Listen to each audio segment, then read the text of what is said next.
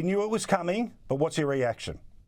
It's mixed. I'm relieved because this man should not be leader of the free world. He should not be our president. He should be resigning the presidency along with his candidacy for a second term.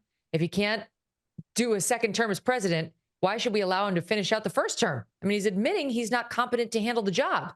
So it's an outrage that he's doing it. So I'm relieved that he's leaving, but I'm angry because I, along with my fellow Americans, have been the victim of an attempted fraud. That's what's happened here. He has been incompetent, mentally incompetent to serve for months and most probably years. And they've been hiding it. They've been hiding it. And only when they decided to swing for the fences and push him out onto a presidential debate stage where this problem could no longer be denied and manifested in a way where we all saw it with our eyes and ears, did they have to sort of start admitting the truth, which is he's no longer there. He dug in. He didn't want to leave. And what slowly started to happen over the past 3 weeks was Nancy Pelosi, former House Speaker, who's really apparently the ruler of the Democratic Party, stuck the knife in just a little at first. And by the end, she had it on a full twist. The reporting by top reporters who cover Democrats very well and have a lot of connections with them is that she essentially said this is going to get far more painful in the days to come unless you go. And so we knew it was coming, and it did come. And it just shows that these Democrat politicians are absolutely ruthless when it comes to winning elections.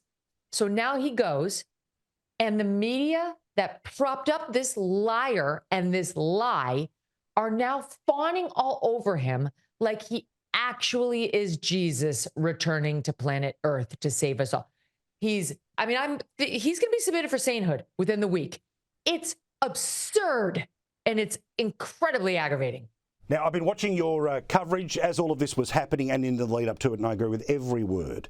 There is something that is aggravating about what has happened today, not because we wanted Joe Biden to stick around, but because essentially there has been a coup, a bloodless coup. Now, we're used to these things in our country because it's the members of parliament who pick the prime minister, but it is only ever the voters that are supposed to pick the president.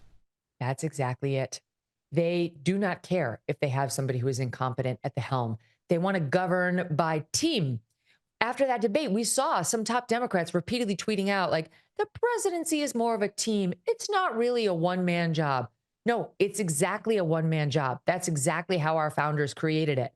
Read the Constitution. So it's incredibly frustrating to see them just blow right past his incompetence, a pass they would never be giving to any Republican, never mind Donald Trump. But what happened after the debate was his polls absolutely cratered. They cratered on the national level, which suggests what the popular vote is going to be. They cratered on the swing state level, which shows us how the electoral vote is going to go on the presidency. And they cratered at the lower levels in key House races, in particular across the country in blue states, in places like California and New York, which have been getting slightly redder here and there. Keep in mind, both of those states, while very blue, have had Republican governors in the past 20 years. So they're not all blue, and they're gettable. If you tick the people off enough, they can swing back to the right. And we were starting to see that in the polls there. And I think that was the last straw for Pelosi. Like, we kind of think at least we're going to lose the White House at this point, given the way that race has been handled. But we're not going to lose the House and the Senate, too. We cannot give the Republicans a blank slate, blank check to go in there and enact Trump's agenda. And I think that's why she was willing to stick the dagger in and twist. Now, a new day is just breaking in the US. We'll find out in the next 24 hours or so whether Kamala Harris has any opposition. But it looks like the vice president, well, firstly, she's inherited the support of Biden. That matters because all of the delegates going to the convention previously were loyal to Joe Biden, so theoretically would continue to be loyal to his endorsement. What do you think of Harris as the Democratic nominee and potential president? Where to begin? Let me start Kamala Harris style. You see, there's this thing.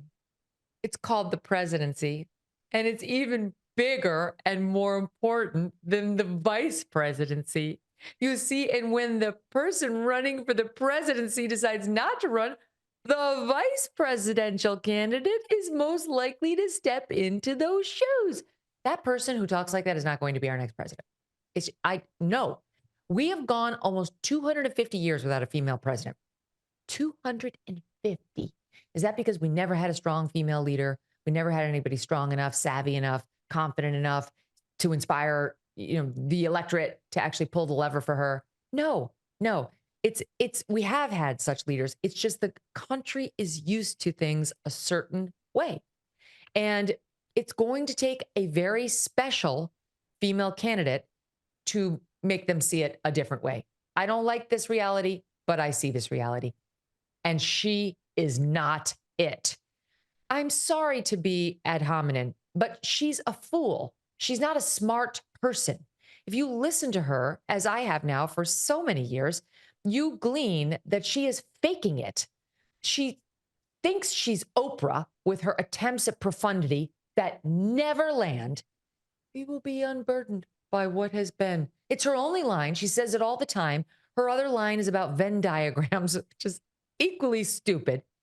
And her attempt to take complex topics and reduce them down into small, digestible bits is the most offensive to me, because that happens to be what I do for a living, what you, Paul, do for a living.